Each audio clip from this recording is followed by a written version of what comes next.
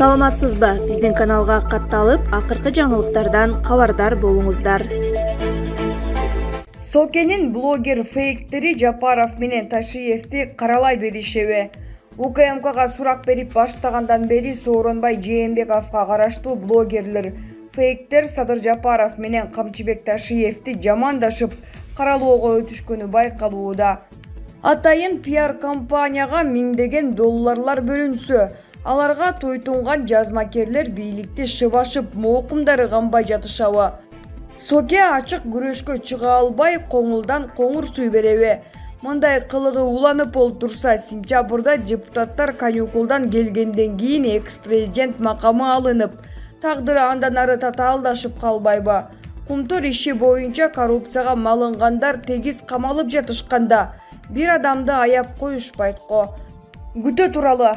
Ал эми келечекте Сооронбай Жээнбеков командасы менен Кой Таш окуясы боюнча жазага тартылышаары шексиз.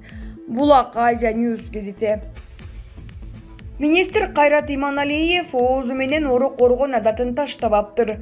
Президенттен элдин көзүнчө сөгүш алган маданият, спорт жана жаштар саясаты министри Кайрат Иманалиев Олимпиадада байге алып келген спортчуларды тосуп алуу аземин жөндөп уюштура албай кепке калды.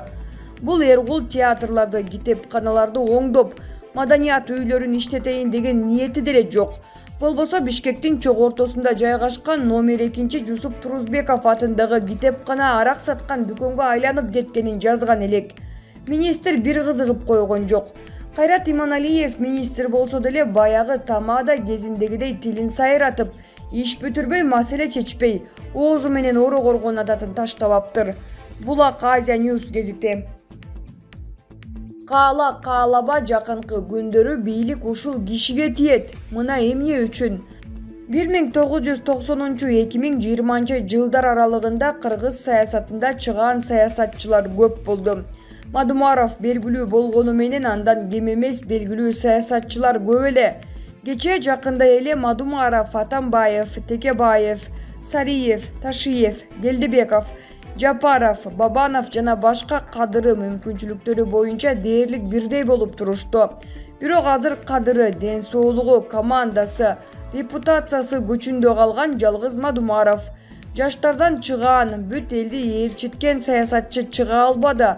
Соц тармактарда гана талкууга алынбаса, шайлоодо баягы эле Мадумаров жана ошонун деңгээлиндеги саясатчылар добуш топтогону белгилүү болду.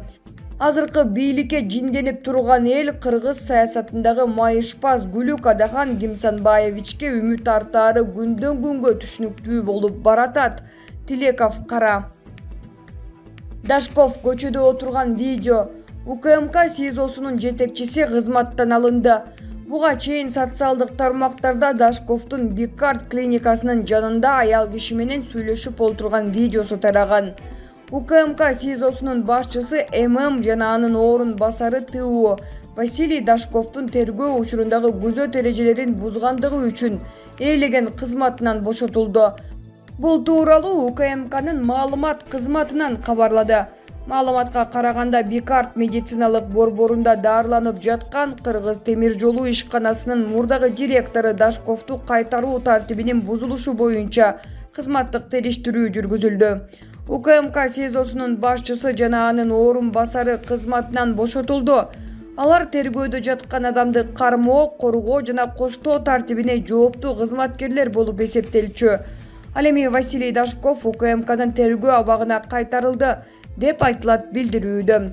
Буга чейин социалдык тармактарда Дашковдун Биккарт клиникасынын жанында аял киши менен сүйлөшүп отурган видеосу тараган. Ошондой эле анын колунда кишен жана кайтаруучулар жок экенин көрүүгө болот. Василий Дашков коррупцияга айыпталууда. Ал мамлекетке келтирген зыяндын жалпы көлөмү 1,5 миллиард сомдон ашканы белгиленген. Булак Спутник чекиткейи. Айдоочунун өлүмү боюнча ишти УКМКнын төрагасы Камчыбек Ташиев өз көзөмөлүнө алды. Аталган факт боюнча Кыргыз Республикасынын жазык кодексинин 321 беренесине ылайык кылмыш иши козголуп, шектүү катары кенже инспектор ДЖ УКМКнын тергөө абагына киргизилди. Кайгул кызматынын инспекторунун табелдик куралынын огу тийип көз жумган айдоочунун өлүмү боюнча ишти УКМКнын төрагасы Камчыбек Ташиев өз көзөмөлүнө алды. Маалыматка караганда калкалоо кызмат абалынан кыянаттык менен пайдалануу жана адам өлтүрүү фактылары боюнча дагы сотко чейинки өндүрүш катталып, алар кошумча иликтөө үчүн УКМК тергөө башкармалыгына өткөрүлүп берилди. Жогорудагы кылмыш иштерин УКМКнын төрагасы өз көзөмөлүнө алды. Бул кылмышты жасоо менен байланышкан коомдук резонансты эске алуу менен УКМК коомчулукка иликтөөнүн жүрүшү тууралуу маалымат берип турат, деп айтылат билдирүүдө. 27 август күнү Бишкекте кайгул кызматынын инспектору менен чатакташа кеткен жаранга табелдик куралдын огу тийип көз жумган. Милициянын маалыматына караганда окуя саат 21:30дарда Жибек жолу менен Гоголь көчөсүнүн кесилишинде болгон.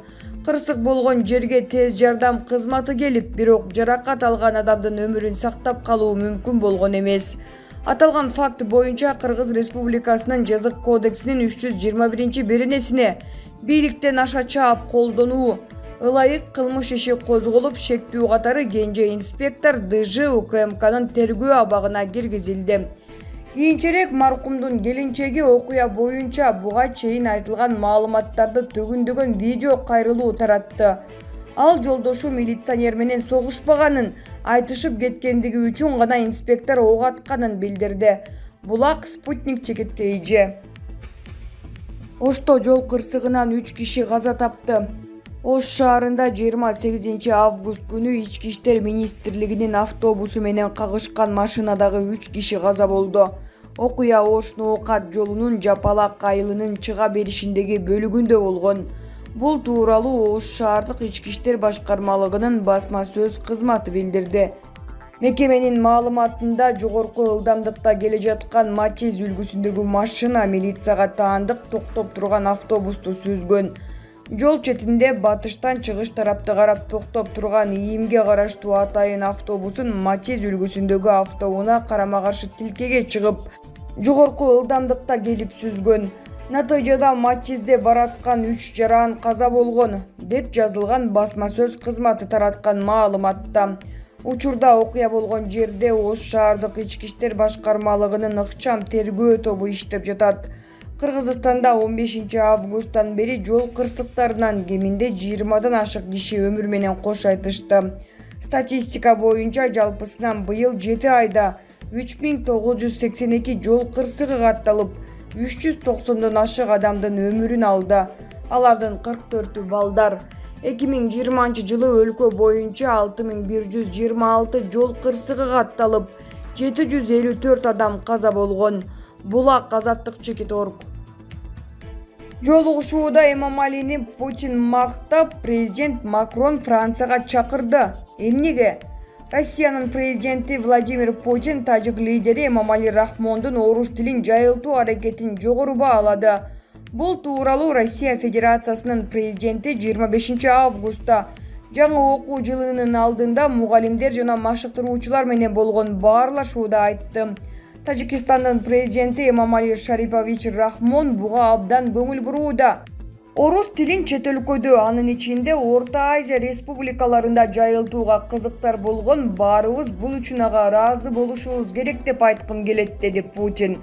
Орус лидери жакында эле Тажикстандын президенти менен эки тараптуу мамилелердин актуалдуу маселелерин талкуулаганын айтты. Ушул жылдын октябрь айында Тажикстандын президенти Эмомали Рахмон Францияга келип, президент Эммануэль Макрон менен жолугушат. Бул тууралуу Елисей сарайы 26 августта эки лидердин телефон сүйлөшүүсүнөн кийин тараткан билдирүүдө айтылат. Маалыматтарга таянсак, президент Эмомали Рахмонду Франциянын президенти 13 октябрда кабыл алат.